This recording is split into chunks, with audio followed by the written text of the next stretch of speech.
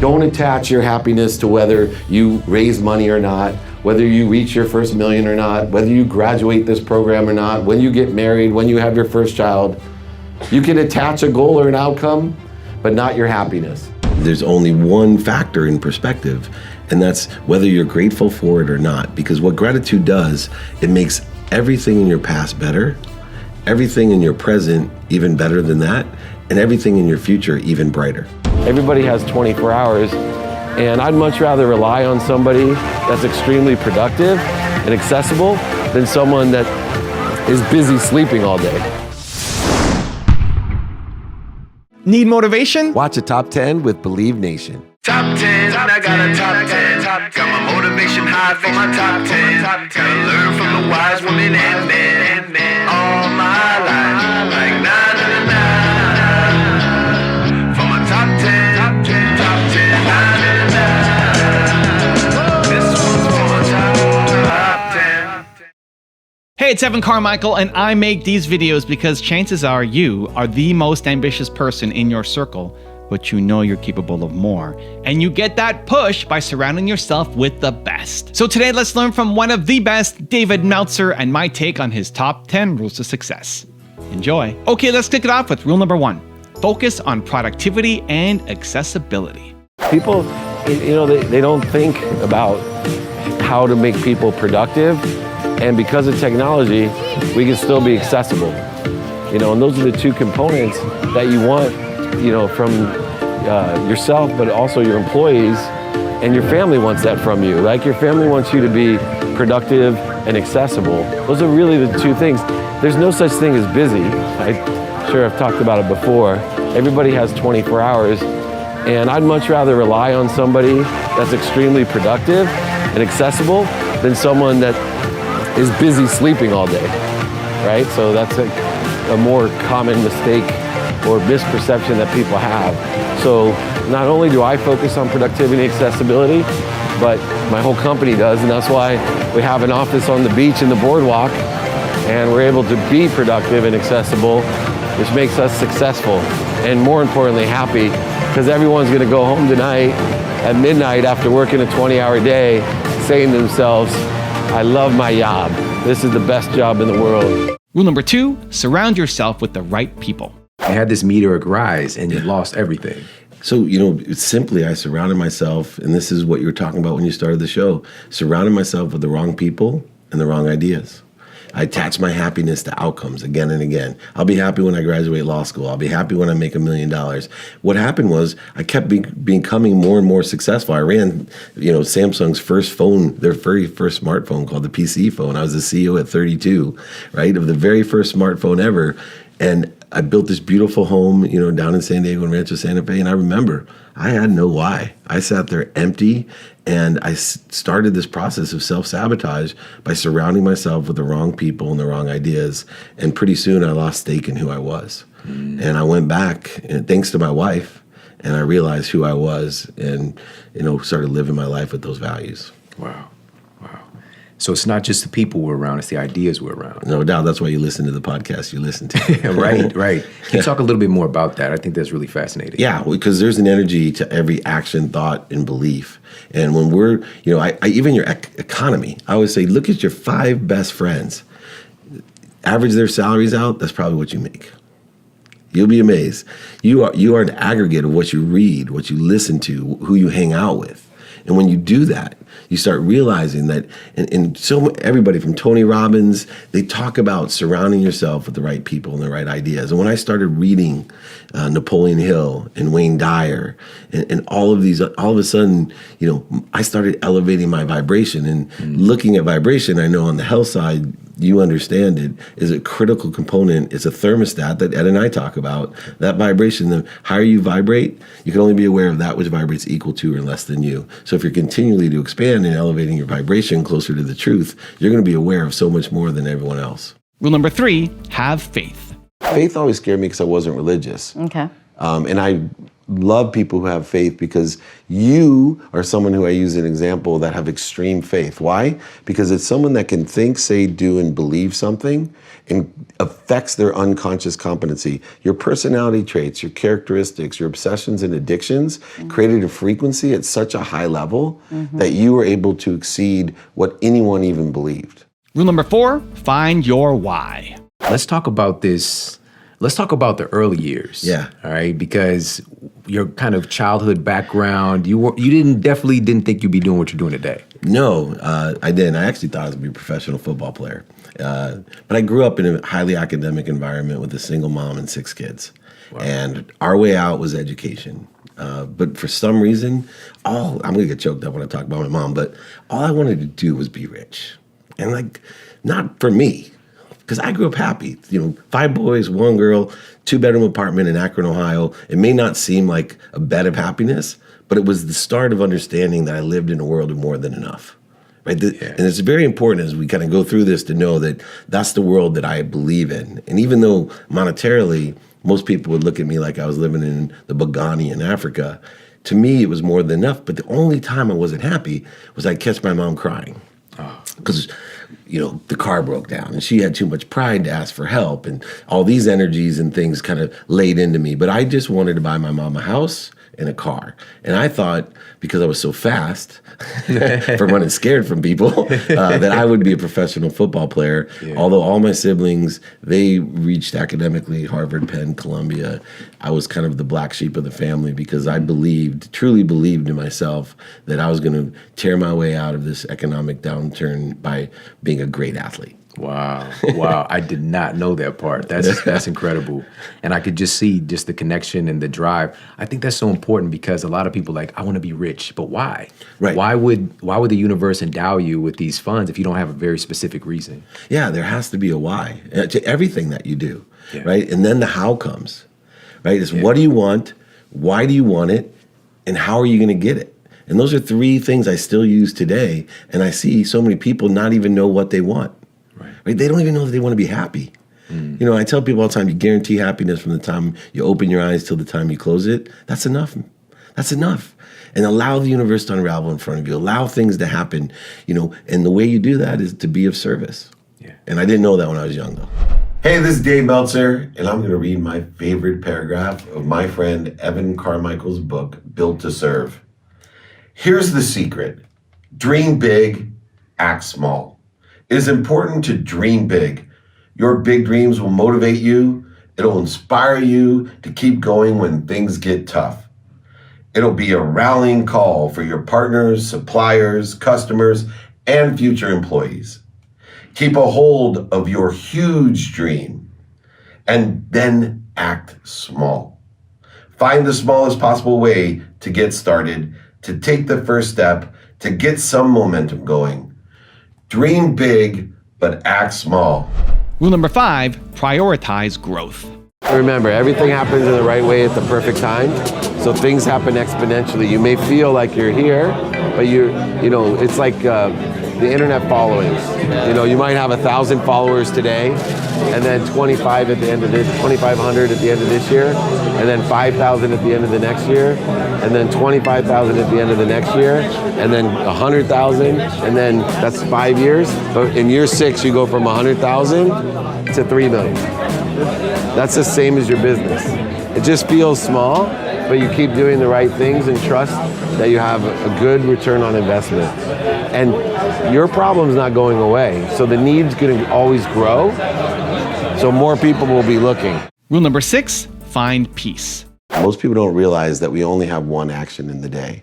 And so at a very young age, what my mom was programming us to do is to have the mindset of that first action is going to be a positive action, right? And so today I still wake up at 4 a.m. And the reason in law school I got my job was I could sell Roadrunner Sports tennis shoes, incoming sales 4 a.m. to 9 a.m., then go get my law clerk job 9 a.m. And I'd make more money selling shoes than I did law. But I believe that mindset's so important because for now, my life has changed as we'll go through, but I believe that mindset is to find peace. And then that's the one action of the day. The rest of your day is just reaction. So you're really only allowed one action, because once you take action, everything else that happens in your life is a reaction. So the two mindsets I have is find peace and then get back to peace or get back to center. How do you find peace in the morning then? What do you do? It's funny because I used to say that I pray and meditate, right? 20 minutes a day I meditate to find peace. Although today I got a piece of advice that now that I'm over 50, it's PPM. Oh, just P, pray, meditate. And since I'm over 50, it actually I think is more peaceful to take a pee than just meditate. Well, you know, the Dalai Lama actually said he likes to eat before he meditates, because otherwise he's just distracted by being hungry. And I'm like, I can relate. That's awesome. Now, I'm 100% certain I don't meditate as much as the Dalai Lama, but yeah, pray, meditate. Yeah, and that philosophy and mindset that, you know, I'm a lamp. Okay. Right? I'm plugged into the highest source of energy. I try to tell people, and I know you're going to have, another guest is going to talk about that you have more power in one finger. I mean, enough power in this finger to light this house up for a week. And we don't realize the extraordinary kilowatts that we carry. And you know, people are confused. They always are talking about, I got to connect to inspiration. I got to find my purpose. No. You need to clear the interference away from what you're already connected to. Yeah, find it in here. Including here, like you and I talked, and there, we when we were doing our TV show together, I felt so connected. There was so much power. And then other times there's interference.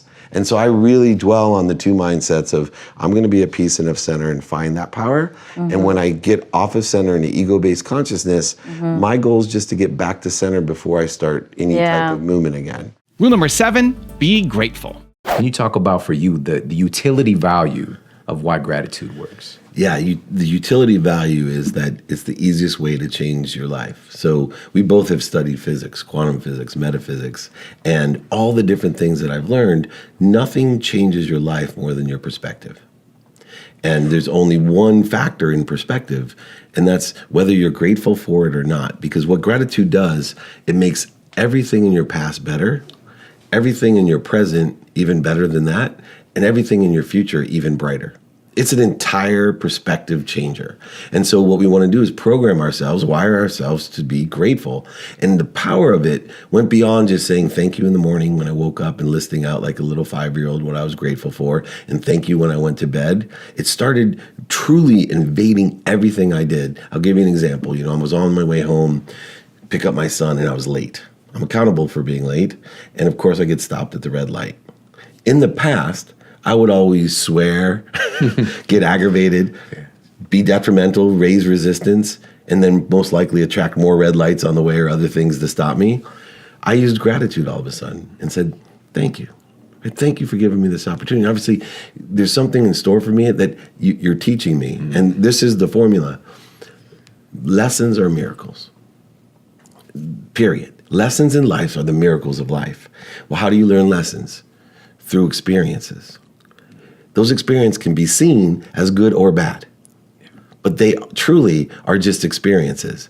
So what makes an experience good or bad? Gratitude. If something happens to you and you're grateful for it, like for me, I lost everything, as you stated earlier, right? When I truly believed and understood that I was so grateful that losing everything brought radical humility into my life. A great lesson is a miracle. Without the miracle of radical humility, I wouldn't be where I am today. So in essence, the best thing that ever happened to me, most people would consider the hardest, most challenging, worst thing that ever happened to them. But it's the miracle of my life. It's the miracle of humility. And one of the key components, one of the key characteristics to give me a better perspective along with gratitude. Rule number 8, detach yourself from the outcome. Don't attach your happiness to whether you raise money or not, whether you reach your first million or not, whether you graduate this program or not, when you get married, when you have your first child. You can attach a goal or an outcome, but not your happiness. Detach your happiness. The number one piece of advice that I give all entrepreneurs is to detach yourself from the outcome, meaning do not set your expectation of happiness to some sort of business outcome. You know, when I make my first €1 million, when I, finish this project, when I have 100 employees, when I have 6 whatever, the biggest mistake of entrepreneurs is they attach to an outcome because they get outcomes attached to their emotional success, the happiness. So if you can enjoy the pursuit of your potential. Enjoy the pursuit of whatever it is that you want. You still have to have goals and objectives, but you detach your emotional side of it that into this happiness will be achieved. No, the happiness is the journey.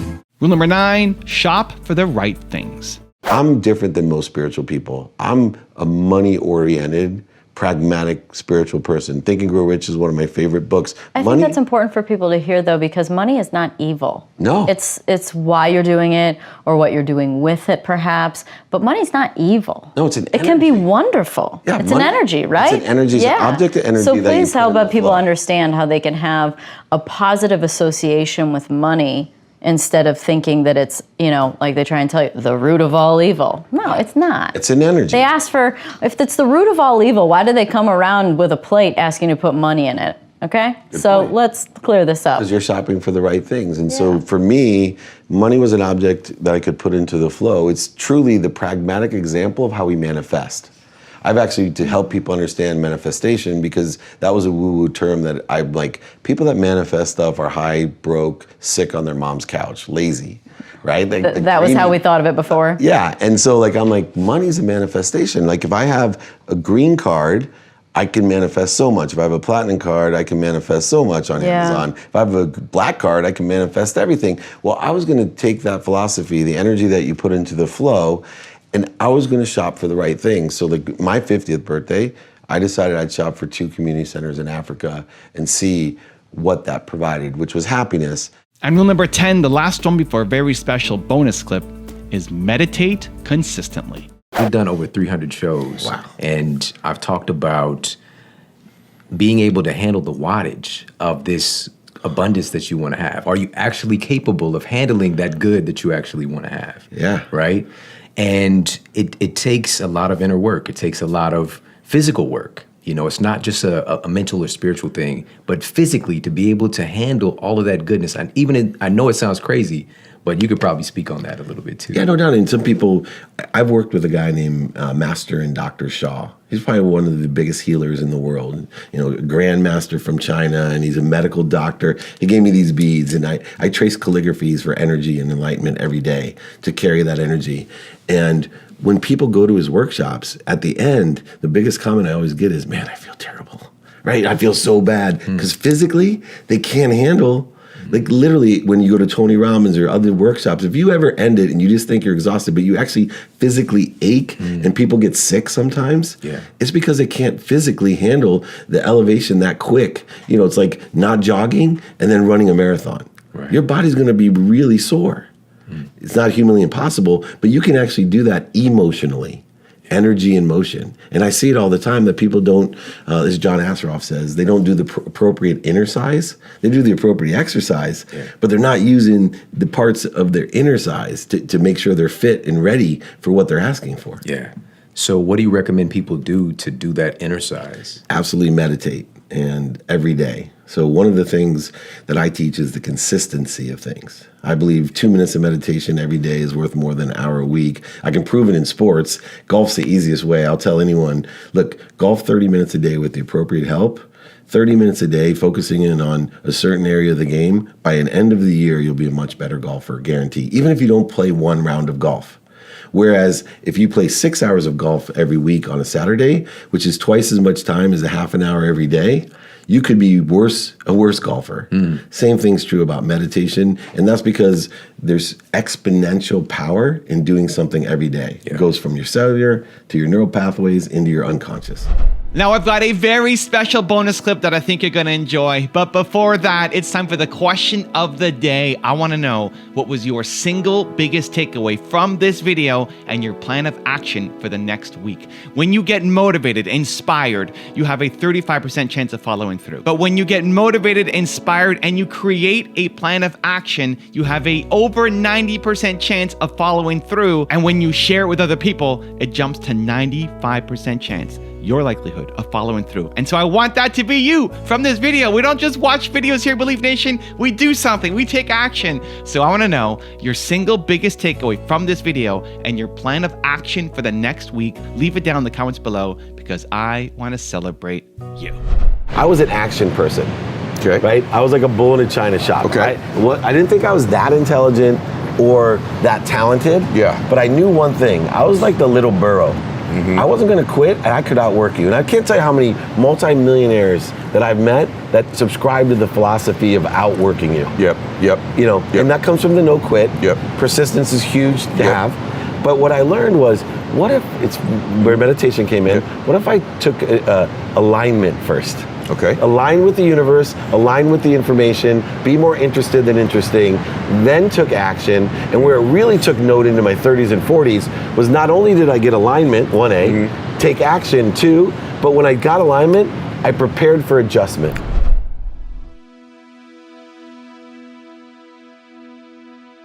If you want 10 more amazing rules from David Meltzer, check out the video right there next to me. I think you'll enjoy it. Continue to believe, and I'll see you there. When we give, we feel good and the person receiving feels good. And so the more that you give, once again, not only are you making yourself happier, but you're making other people happy.